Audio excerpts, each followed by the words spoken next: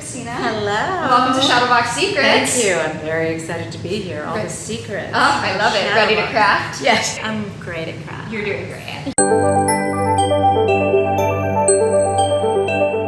You are coming off an incredible few weeks, getting ready for more incredible weeks. Yes. Drama Desk, New York Times Critics Pick, Tony nomination for Best New Play. Yes. My goodness. Let me glue this and then I got you. Talk to me about how you are feeling right now. It's a beautiful moment of abundance and I'm leaning in. Love. Tired, but so grateful and just, it's been a really, I love this play. This ensemble is tremendous. I love going to work every day. It really is such a gift. And the audiences have been such a gift too. The just reception of the play. It's a hilarious play, but it's also, it actually explores a lot of things that have been really thought-provoking for people who have come to see it. And I know you haven't seen it yet. I'll be there tonight. Yes. So yes. if you were to talk to your best friend and say, I just booked this job, I'm doing this play called The Balusters on Broadway, what would you tell her? You have to come see it. It's one of my favorite new plays. When it hit my inbox, I was like, yes, if I'm not a part of it, I want to see this. I want to see how it is embodied and manifests. It's hilarious, and I think it's important. Like, I also would be like, bring people you're in community organization with, bring your friends, bring your frenemies, you know, because it really does spark some really terrific conversation. You are in, again, this big ensemble comedy right now. Yes. 10 beautiful, amazing human beings. I love it. Yeah. Talk to me about what it's like being a part of an ensemble. I think every show is ultimately an ensemble. Absolutely. No matter what. They're truly, I deeply believe that. Most of my career has been in new works and creating, and every single human in a room really is vital to its development. And we have beautiful directors who help us, like Lex here, helping me out with construction. Especially the longer we do it, the deeper the relationships get, the more we understand the story, how we function within that. It's beautiful. There's nothing like ensemble work. And as I said, all theater is a collaborative art. Truly. There are and everybody, I mean, backstage, all of the designers, it's a community that is truly like one of the last, collaborative live forms that really depends on presence. So it's really, I love it. I love that. So I'm really focused on this rose. I love it. Yes, as you she's should. She's coming along. She's beautiful. Talk to me about your journey to booking The Balusters. She is a Filipina housekeeper. I'm Filipino. My mom is from the Philippines. She had a very different journey than my mom, but she is like Luz Baccay, who's the character that I play, is an immigrant from the Philippines, and it's so important to me as an artist that we also bring in all that we are, to a role and You crushed this one. Yeah, I can do it. Anybody. And these boxes are so beautiful. I can't wait. I'm so excited. Believe it or not, my mom is a retired nurse now, 45 years in service as a nurse. So not an actor. All that to say, I actually had her record the lines for me because I just wanted her in my ear. I wanted her in the room with me and all of what she brought to America and her journey. And so often as actors, the only thing that I hope for when I go into a room, any room, is that I've offered what I can do, the best of me. And whether, if that fits, great. And if not, I just want to walk away feeling like I've done what I could, my very best with this human that they've created and the story as I understand it, right? That's the great thing too. You bring what you have, and then directors or, playwrights, they, see something and decide, oh yeah, that's it, or not, but ultimately for me as an actor, it's just book the room. I like to tell my mentees, book the room, and bring your A game, whatever that means in the moment. And there are times where you just do what you can with where you are. It was one of the few that I just felt like, what, that is where I'm at with her, and she was deeply personal to me then, she's still deeply personal to me now. It's just been a real gift to actually create and discover who she is from those seats. Wow. Yeah. Has your mom gotten to see the show? Yes, she came opening. And great stories. My mom was some of the inspiration for me. Yeah. And David Lindsay Bear, the playwright, the inspiration for him was his best friend Carlos's mom. We discovered they're both in the same northern region of the Philippines. I mean, this is like the universe. Bugyas, they both speak Ilocano, and even more so we were like, oh my God, they have to meet opening night. So they meet, and love me, my Filipinos, but they're like, la la la, they instantaneously like, la la la. Okay, they realized they graduated within a year, 1966 and 1967, from Baguio General Hospital, which is up north in the Philippines, not in Manila. It literally within a year. They think they might on some level. That's crazy. Yeah, it was insanity. Like I genuinely was like, I mean, the world truly is just so small. the universe, it was synchronicity, but also that particular, like it was David's inspiration and my inspiration, and then they just, so it was, yeah, I don't know, the universe is mysterious. It was a gift to meet her. Wow. She is such a light. Luz, based in the etymology of it is light. She's the light of the play in a lot of ways. It was beautiful that they got to meet. Yes, these two, and they were like literally like, I love it. Yeah, it was really beautiful. That's incredible. Did your mom have any notes from? No. She really loved it. She loved it genuinely. She's generally though. She's pretty good. She does love a musical though too, because she loves singing. Yeah, her favorite is like American Idol. Oh, I mean, I get that. Is that still on? I don't even know. I mean, I loved it growing The up. Voice. The whole thing. She's always so in her good. retirement. She's really leaning into all these beautiful shows. Yeah. That's incredible. Yeah. So that was really fun. And again, the universe just being like, Yeah. Yeah. And just hearing interviews you've done, just listening to you speak, you've mentioned that this role is a breath of fresh air for you as someone who is a Filipina, as someone who is Puerto Rican as well. Can you talk to me about that? It's rare still to be able to portray a role that is Filipina, and to this day of such complexity and depth that David has so beautifully written. I mean, he's written 10 beautiful voices. The fact that he can get inside with such care and consideration into 10 different voices is amazing, and one including this Filipino woman from a working class background, and to be able to portray a role like that, particularly a maid. I've been offered a lot of different, somewhat reductive roles throughout, and no judgment for anybody. Right. It's a part of the industry and all that. It's tricky because it's like, oh, why is that? Why are we just in the background, literally serving in a one-dimensional way? And that's not interesting to me. That doesn't, I don't think, do anything for us as a society. It doesn't reflect who we are, or if it does, it enforces something that I just cannot understand as a human being. And in the world that we actually live in, that's not real. Human beings are human beings. It really means a lot that these roles, particularly as I get older, for whatever reason, they're much richer, and maybe it's because the landscape is shifting, which is exciting. Oh, this one. Here, I can help you.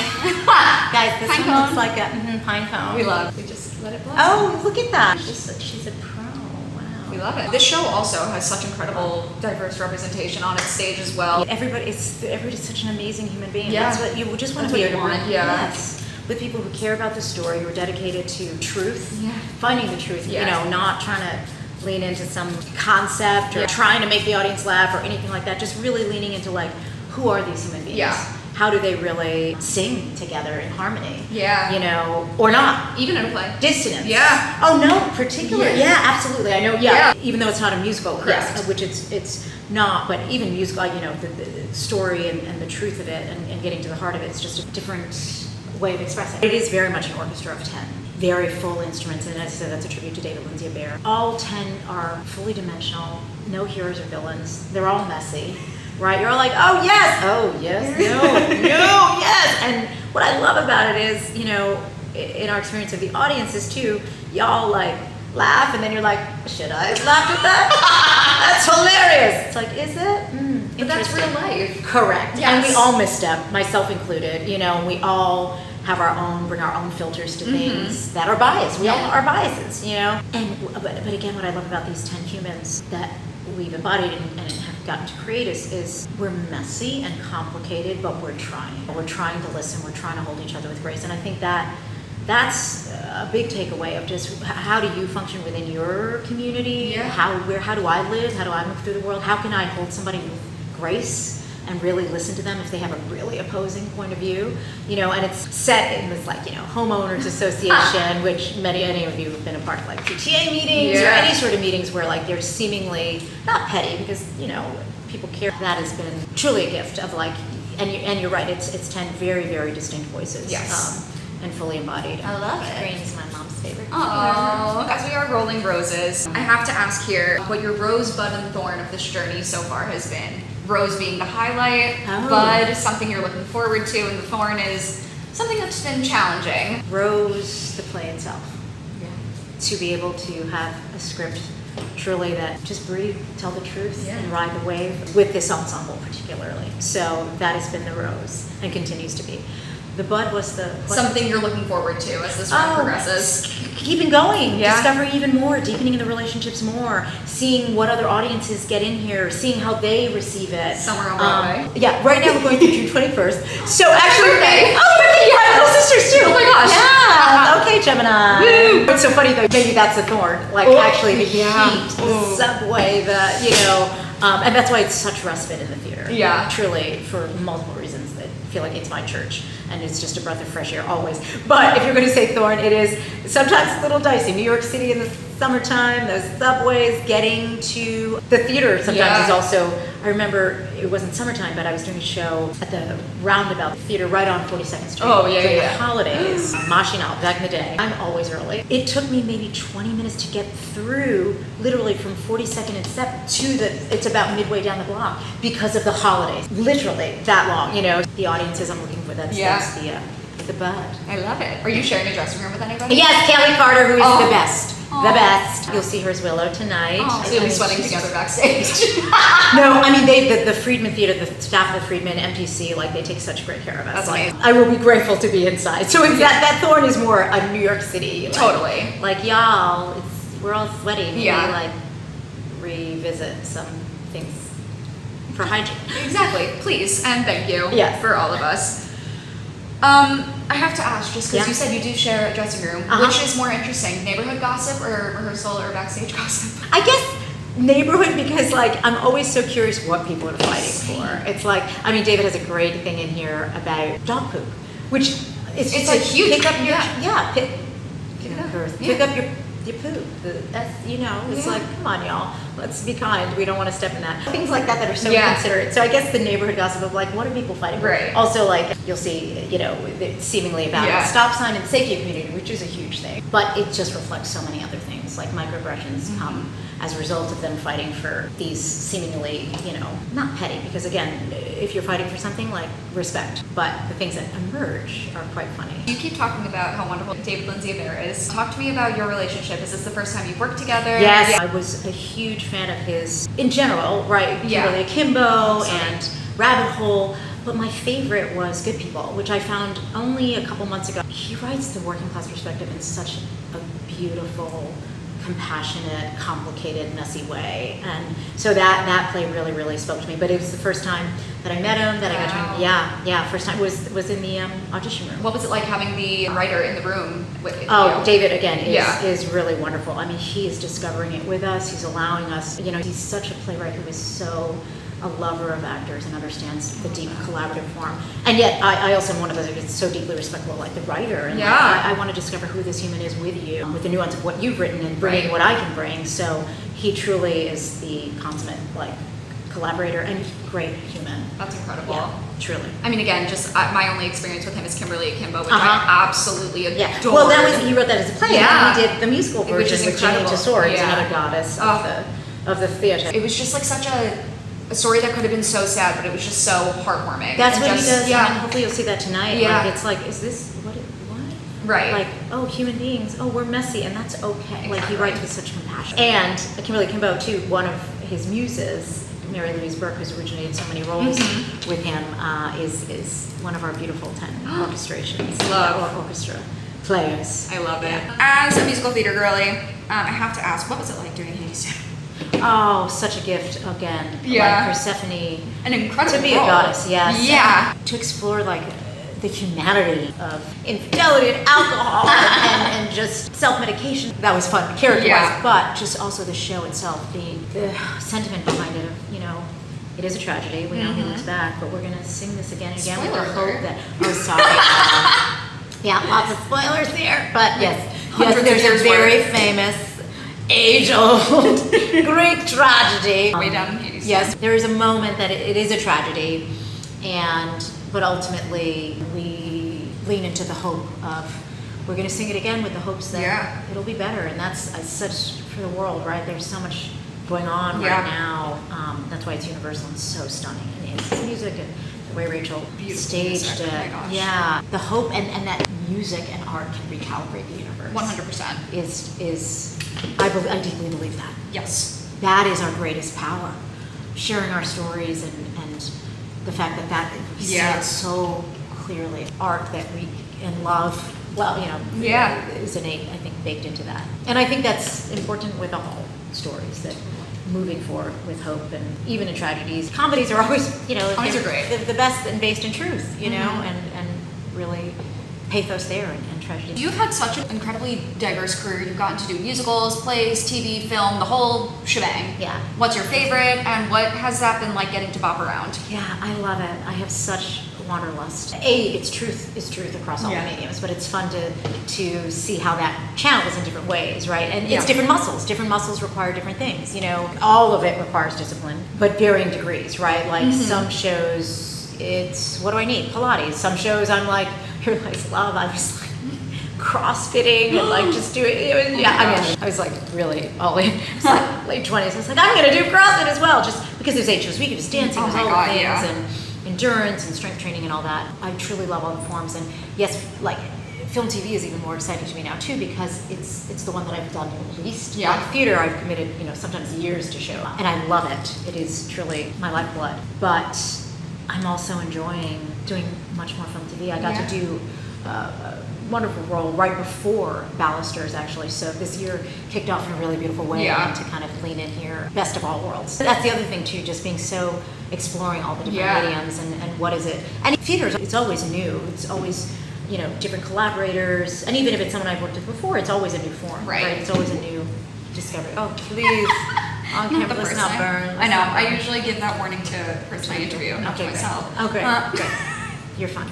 I know CPR. Does that help? Sure, on my arm. Yes, thank you. Like you said, you've played some exciting, fun roles. Is there a role that stands out to you that you've played, whether TV, film, theater, that has taught you the most, or that really just sticks out? So it's like, how do you choose your babies? Exactly. Truly, and I really mean that.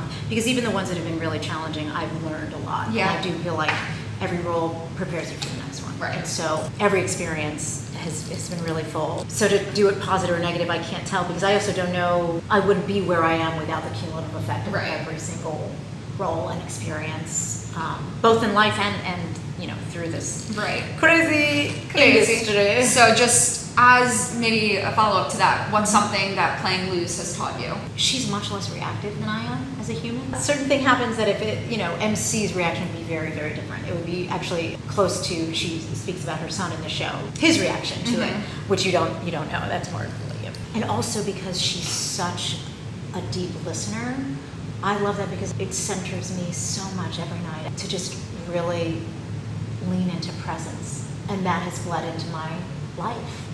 Her presence has taught me even more presence of just listening and breathing and being with somebody. There are similarities, but also a lot of differences, including that, her groundedness. She holds people with a really beautiful amount of grace. Yes. Well, what do we do? We'll flatten her down. Flatten. Okay. I'm obsessed with these glitter nails. Oh, thank you. Ready? Yes. 1, 2, 3. Oh my gosh! Oh my goodness! This is so beautiful. So I just told her I wanted this to be something that I could bring to every dressing room, and so truly, it's amazing. Yeah. So I asked her for my monogram. People in the industry call me MC, MCO. Maria-Christina is my name. My intimates call me Maria. And I also said it was important to me, to reflect all aspects of my creativity, which is music, singing, and theater, and film, TV, and that I really try to move through the world with truth, love, and joy. And ta-da! Yes! Oh, Lex, that's so gorgeous. It's amazing. I'm obsessed. Thank you. I love it. And I chose all the technicolor because I just feel like let's live in this vivid technicolor world. I mean, you're just such a bright light, so it reflects you so well. I love it. Well, thank you. I love that. Oh, I'm so sad that our time is wrapping up. Oh, this is so gorgeous. I'm obsessed. I have to ask you a standard 3 questions before Oh my we're God, done. I'm like, okay, I'm gonna... Exactly. You can take it around. It's like, I remember you giving it to me. So yes, exactly. You can take it around. My first question is... Lex, it's really gorgeous. Oh, thank you. I love it. Yeah. Thank you for giving me the inspiration. Yeah. I literally just told her the things, and this is, it's amazing. It's beautiful. If this was at a gallery, what would its title be? My niece, Veronica Joy, who does artwork for me too, her big thing is slay on, which I know is like a thing that young people say, but in the gallery, this could be yes, or slay on. Slay on, sister. Yes, slay Obsessed. on. Yes. So thank you. Second, if a castmate from the Balusters had to surprise you with a shadow box with a quote, decal, or something, what do you think it would be, and who do you think it would be from? Well, that's tricky because when you ask me for a quote that I live by in my work is, we're not trying to get it right. No, don't get it right, get it true. Leading into truth, which is a quote by Stephen McKinley Henderson, who's another actor who I carry in my cells. I did a show with him 2 years ago, and to this day, I literally carry him in my cells, I like to say. But Kaylee Carter would say something like that to me. Yeah, like, because she believes in the similar, she's so dedicated to truth and the story. Also, she'd probably be like, enjoy, or like something, you know what I mean? Jazz hands. Yeah, exactly. And lastly, when you look back on this box, whether it's your time at the Balusters is wrapped up, whenever this project is wrapped up, what do you want it to remind you of when you look back? Truth, love, and joy. Integrity of the work, yeah. I love it. Yeah. Well, and thank you. Yeah, sorry, that I deeply believe in stories, and that this is a vocation that is of service. I love that. Well, thank you so much for crafting with me today. Oh, this was so much fun. Yes. So nice Everybody meeting you. should get a shadow box. And now, adding monogram, you're going to get so many people. I can't just their wait. monogram. I love it. Yes, I love it. Amazing. So beautiful. Thank you. Thank you. Yes.